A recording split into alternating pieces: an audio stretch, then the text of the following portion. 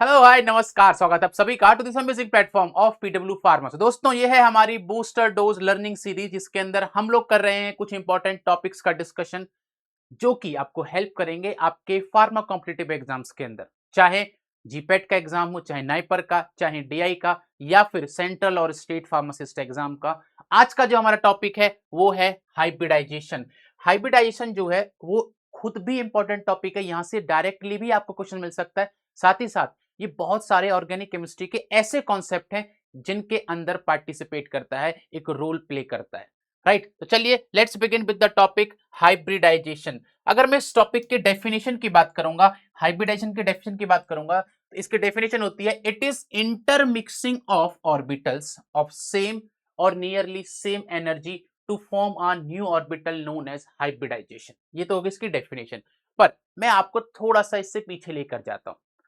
जब पॉलिंग और स्लेटर ने बैलेंस बॉन्ड थ्योरी दी, उन्होंने समझाया कि जब कोवलेंट बॉन्ड फॉर्म होता है तो जो ऑर्बिटल्स होते हैं वो ओवरलैप करते हैं और ओवरलैपिंग के दौरान उनके जो इलेक्ट्रॉन्स होते हैं वो पास आते हैं।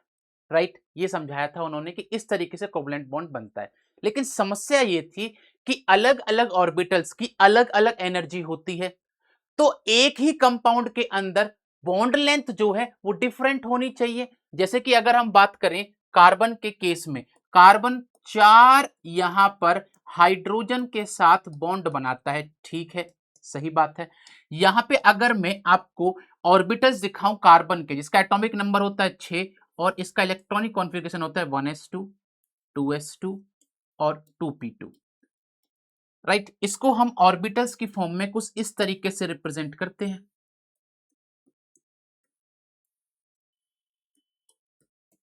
ये इसका रिप्रेजेंटेशन का तरीका हो गया, है ना। लेकिन ये हो गई आपकी ग्राउंड स्टेट। एक्साइटेड स्टेट में क्या होता है कि यहां से एक इलेक्ट्रॉन उठकर यहां चला जाता है। देन यहां पर अगर आप देखोगे इस कार्बन की जो हाइब्रिडाइजेशन होती है वो होती है sp3। और यहां पर जो पार्टिसिपेट करते हैं अकॉर्डिंग टू द पॉलिंग और स्लेटर, वो कौन कौन से करते हैं सर? ये ऑर्बिटल, ये ऑर्बिटल, ये ऑर्बिटल और ये ऑर्बिटल। चलो ठीक है, इन तीनों की एनर्जी मान लो सेम है, इसकी तो एनर्जी डिफरेंट होगी क्योंकि ये एस ऑर्बिटल है, ये पी ऑर्बिटल्स है। इस चीज को पॉलिंग और स्लेटर बैलेंस बॉन्ड थ्योरी के अंदर एक्सप्लेन नहीं कर पाए थे, जिसके बाद बर्थ हुआ था हाइब्रिडाइजेशन का। हाइब्रिडाइजेशन ने यह समझाया कि ऐसा नहीं होता है कि ये एस ऑर्बिटल जाएगा ओवरलैपिंग करने, ये पी ऑर्बिटल जाएगा, ये पी एक्स जाएगा, ये पी वाई जाएगा, पी जेड, ऐसा नहीं होता है। जिन भी ऑर्बिटल्स को पार्टिसिपेट करना होता है बॉन्डिंग के अंदर, ओवरलैपिंग के अंदर पार्टिसिपेट करना होता है, पहले वो आपस में मिक्स होते हैं। बट ये जो मिक्सिंग है ये पॉसिबल है या तो उन ऑर्बिटल्स की एनर्जी सेम हो या नियरली सेम हो, उन्हीं ऑर्बिटल्स के लिए पॉसिबल है। तो ये जो ऑर्बिटल्स हैं जो पार्टिसिपेट करेंगे ओवरलैपिंग के अंदर, पहले ये आपस में मिक्स होंगे और इनका एनर्जी का रिडिस्ट्रीब्यूशन होकर सेम एनर्जी पर आएंगे सब। अगर यहां पर हम देखें, एक s ऑर्बिटल और 3 p ऑर्बिटल्स आपस में मिलेंगे, इसीलिए इनके 4 यहां पर ऑर्बिटल्स बनेंगे जिनको हम हाइब्रिड ऑर्बिटल्स बोलेंगे। और वो हाइब्रिड ऑर्बिटल्स जो होंगे उन सब की एनर्जी सेम होगी क्योंकि उन सब का कैरेक्टर sp3 sp3 sp3 और sp3 होगा। This is how hybridisation concept build. Hybridisation concept ये होता है। क्या यहां से हमसे क्वेश्चन पूछा जाएगा? नहीं, ये बस आपके कॉन्सेप्ट्स को बिल्ड करने के लिए था। अब मैं आपको समझाता हूं क्वेश्चन कहां से पूछा जाएगा। अगर मैं बात करूं कुछ प्रॉपर्टीज की, हाइब्रिडाइजेशन की कुछ प्रॉपर्टीज की, it involves, it only involves sigma bond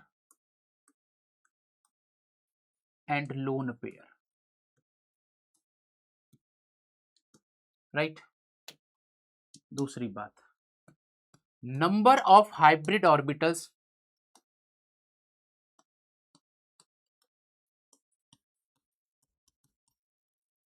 is equal to number of parent orbitals. जितने पेरेंट ऑर्बिटल रहेंगे उतने ही हाइब्रिड ऑर्बिटल्स भी बनेंगे। ठीक है, उसके बाद इट इज रिप्रेजेंटेड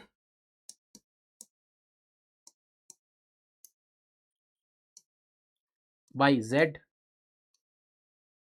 और अगर Z की वैल्यू 2 है तो हाइब्रिडाइजेशन होता है sp। अगर Z की वैल्यू 3 है हाइब्रिडाइजेशन होता है sp2। अगर Z की वैल्यू 4 है हाइब्रिडाइजेशन होता है sp3। Z की वैल्यू 5 है sp3d। अगर Z की वैल्यू 6 है हाइब्रिडाइजेशन होता है sp3d2। ऐसे बढ़ती चली जाती है हाइब्रिडाइजेशन, राइट। इसके लिए हमारी बुकों में एक फॉर्मूला रहता है, हमारी बुक्स के अंदर एक फॉर्मूला रहता है, Z is equal to half V plus M minus C plus A। V represents valency of central atom, valency of central atom.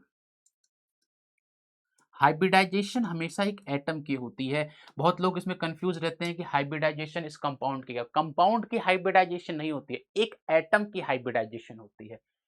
M represents number of monovalent atom,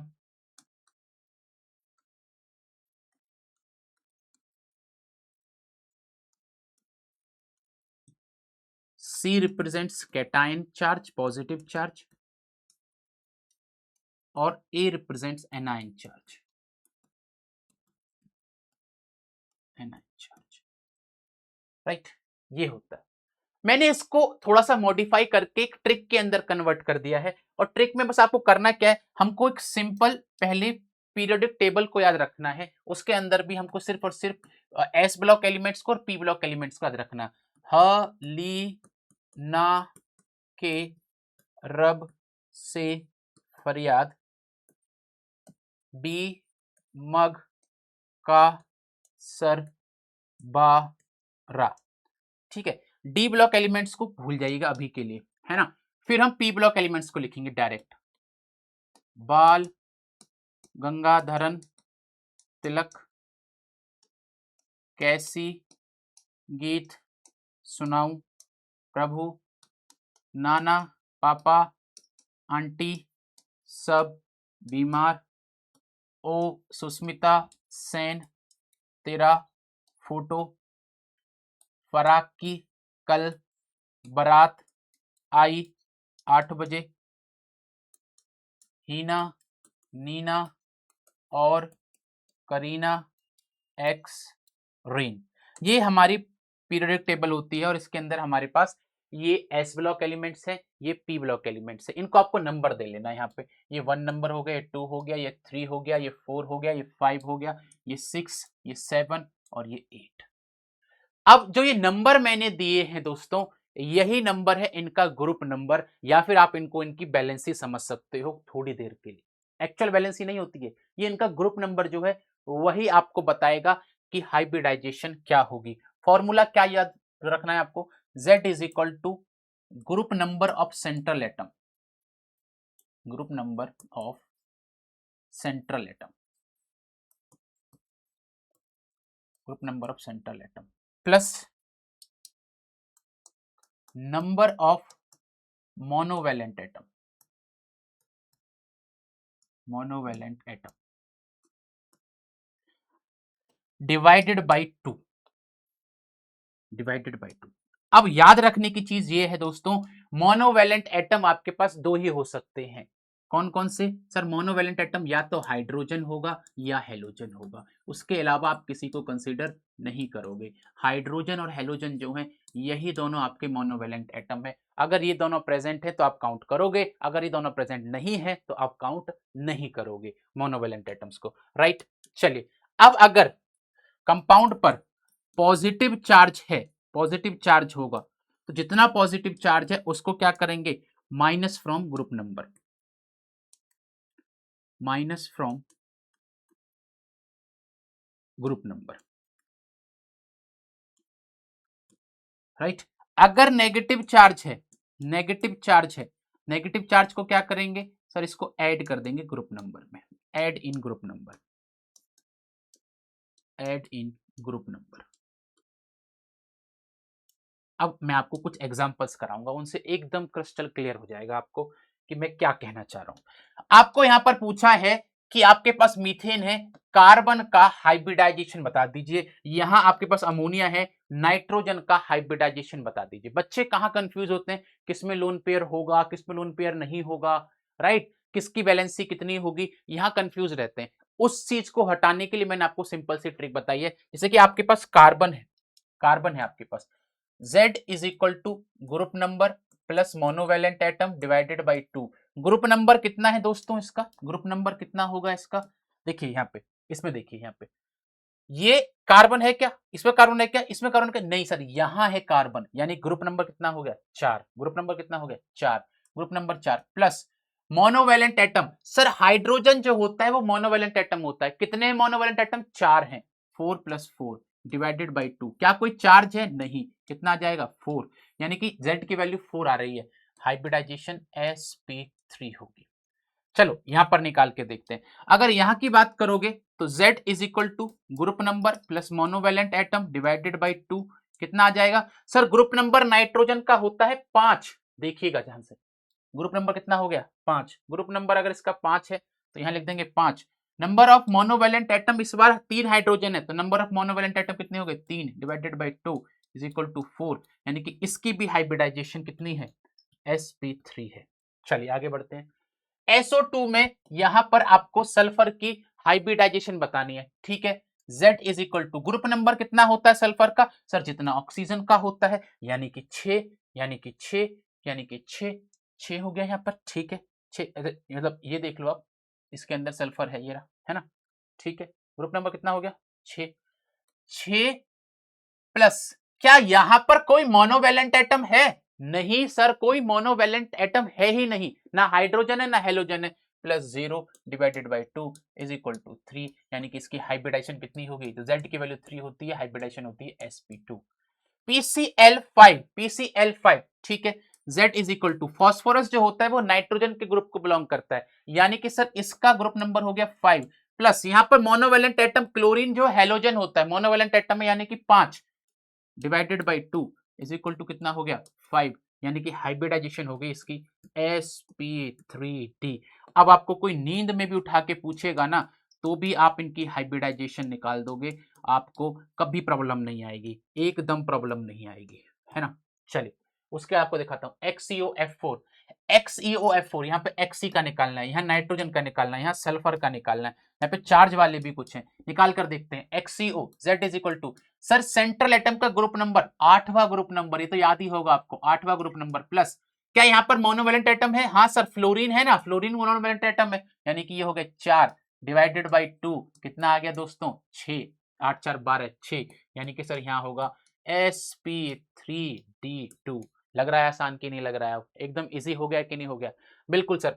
NO2 minus, इसको देखिए यहाँ nitrogen का निकालना है, nitrogen का group number कितना होता है सर 5 प्लस, यहां पर कोई मोनोवैलेंट एटम है नहीं, लेकिन यहां नेगेटिव चार्ज है, नेगेटिव चार्ज को हमेशा ग्रुप में क्या करते हैं, ग्रुप नंबर में ऐड कर देते हैं, divided by 2 is equal to 3, यानी कि हाइब्रिडाइजेशन हो गई इसकी sp2, राइट और not. SO4 2 negative, SO4 2 negative में यहां पर सल्फर का निकालना है, सल्फर का ग्रुप नंबर कितना होता है जो ऑक्सीजन का होता है, कितना हो गया 6, यानी कि सर यहां पर 2 ऐड कर देंगे क्योंकि -2 दिया हुआ है, डिवाइडेड बाई 2 कर देंगे, कितना आ जाएगा 4, हाइब्रिडाइजेशन हो गई sp3। क्या बात क्लियर है सभी को, हाँ या ना बोलो भाई, sp3 हाइब्रिडाइजेशन हो गई, बात क्लियर है कि नहीं। चलिए ये कुछ और यहां पर मैंने आपको दिए हुए हैं कंपाउंड, इन चारों का आपको हाइब्रिडाइजेशन निकालना है और निकाल के कमेंट बॉक्स में बताना है कि इनकी हाइब्रिडाइजेशन क्या होगी, राइट, कमेंट बॉक्स में बताना है इन चारों की हाइब्रिडाइजेशन क्या होगी। अब आपको एकदम आसान लग रहा होगा, ये आपकी प्रैक्टिस के लिए है चारों, है ना। चलिए उसके बाद अगर आपको हाइब्रिडाइजेशन एल्कीन्स की निकालनी हो, एल्कीन की निकालनी हो, एल्काइन की निकालनी हो तो कैसे निकालते हो, ऐसे टाइम पर आप फॉर्मूला यूज करते हो Z is equal to bond pair plus lone pair. याद रखना बॉन्ड पेयर के अंदर हमेशा आप सिग्मा बॉन्ड को ही करोगे count, sigma bond only, sigma bond only, right. अब देखिए जब हम बात करते हैं एल्केन्स की, एल्केन्स की जब हम बात करते हैं, एल्केन्स के अंदर कार्बन के पास 4 सिग्मा बॉन्ड होते हैं, 4 सिग्मा बॉन्ड होते हैं, लोन पेयर कोई होता है क्या कार्बन पर? नहीं सर, कोई लोन पेयर नहीं है, यानी कि इसकी हाइब्रिडाइजेशन कितनी हो जाएगी? sp3, यानी कि सर एल्कीन्स की हाइब्रिडाइजेशन sp3 होती है। जब हम एल्कीन की बात कर रहे होते हैं, एल्कीन के पास क्या होता है सर? एल्कीन में C डबल बॉन्ड C, इधर H, इधर H, इधर H, इधर H। तो इसके पास एक डबल बॉन्ड के अंदर एक सिग्मा होता है, एक पाई होता है, हमको सिर्फ सिग्मा से मतलब है, यहाँ सिग्मा, यहाँ सिग्मा, यहाँ सिग्मा, यानी कि सिर्फ 3 सिग्मा है, लोन पेयर है नहीं। हाइब्रिडाइजेशन कितना हो जाएगा सर? sp2। जब हम एल्काइन की बात कर रहे होते हैं, जब हम एल्काइन की बात कर रहे होते हैं, तो यहां पर एक ट्रिपल बॉन्ड में 2 पाई एक सिग्मा होता है, तो एक सिग्मा ये रहा, एक सिग्मा ये रहा, 2 सिग्मा है बस, यानी कि हाइब्रिडाइजेशन हो गई sp। राइट और नॉट? इस तरीके से आप हाइब्रिडाइजेशन निकाल सकते हो। राइट, चलिए उसके बाद कार्बोकैटायन, कार्बेनाइन और फ्री रेडिकल की अगर हम बात करेंगे, अगर मैं बात करूं आपसे कार्बोकैटायन की, कार्बोकैटायन वो होता है जिसमें कार्बन के ऊपर पॉजिटिव चार्ज होता है, तो 1 2 3 और एक पॉजिटिव चार्ज, इसको हम बोलते हैं मिथाइल कार्बोकैटायन। ऐसे केस में, ऐसे केस में एक सिग्मा, 2 सिग्मा, 3 सिग्मा, क्या इसके पास कोई लोन पेयर है? नहीं, यानी कि हाइब्रिडाइजेशन कैसी होगी? sp2 होगी। कार्बोकैटायंस की हाइब्रिडाइजेशन sp2 होती है। अगर मान लो आपके पास कोई ऐसा कार्बोकैटायन है, CH2 C double bond C, यहां पर पॉजिटिव चार्ज और यहां पर आपका H, इस तरीके से, तो ऐसे केस में एक सिग्मा यहाँ, एक सिग्मा यहाँ, ऐसे केस में इसकी हाइब्रिडेशन होगी sp। राइट, चलिए उसके बाद अगर कार्बेनाइन की बात करेंगे, कार्बेनाइन की अगर हम बात करेंगे, CH2 C पॉजिटिव और एक नेगेटिव चार्ज, है ना। कार्बेनाइन की हाइब्रिडाइजेशन दो तरीके से होती है, अगर वो लोकलाइज्ड है तो हाइब्रिडाइजेशन हमेशा sp3 होगी, अगर वो रेजोनेंस में पार्टिसिपेट कर रहा है यानी कि डीलोकलाइज्ड हो रहा है, तो ऐसे केस में हाइब्रिडाइजेशन sp2 होती है। फ्री रेडिकल वैसे ही बिहेव करता है जैसे पॉजिटिव चार्ज बिहेव करता है, यानी कि फ्री रेडिकल की हाइब्रिडाइजेशन नॉर्मल कंडीशंस के अंदर sp3 ही रहेगी। क्लियर? चलिए, ये कुछ टाइप ऑफ हाइब्रिडाइजेशन के साथ साथ उनकी ज्योमेट्री दी हुई है, जैसे कि अगर sp हाइब्रिडाइजेशन है तो उसकी ऑर्बिटल्स की ज्योमेट्री लीनियर होती है और वहां पर बॉन्ड एंगल बनता है 180 डिग्री। sp2 वहां पर ट्राइगोनल प्लेनार होता है उसका ज्योमेट्री ऑर्बिटल्स का, और बॉन्ड एंगल होता है 120 डिग्री। ये चीजें बस आपको याद रखनी है। sp3 tetrahedral, sp3d trigonal bipyramidal, sp3d2 octahedral with their bond angle यहां पर दिया हुआ है। आप चाहो तो इसका स्क्रीनशॉट लेकर भी रख सकते हो ताकि आपको फ्यूचर में वो हेल्प करे। राइट, चलिए तो आज के इस बूस्टर डोज लर्निंग सीरीज के अंदर हमने कॉन्सेप्ट देखा हाइब्रिडाइजेशन का, आई होप आपको ये ट्रिक अच्छी लगी होगी। मैं फिर से रिमाइंड करता हूं, मैंने आपको 4 कंपाउंड दिए हैं यहाँ पे, उन चारों कंपाउंड का आपको हाइब्रिडेशन निकालना है और कमेंट बॉक्स में आपको बताना है क्या आप उसको सही कर पाए कि नहीं। Right, thank you so much for joining, we will meet in some other video. Thank you everyone.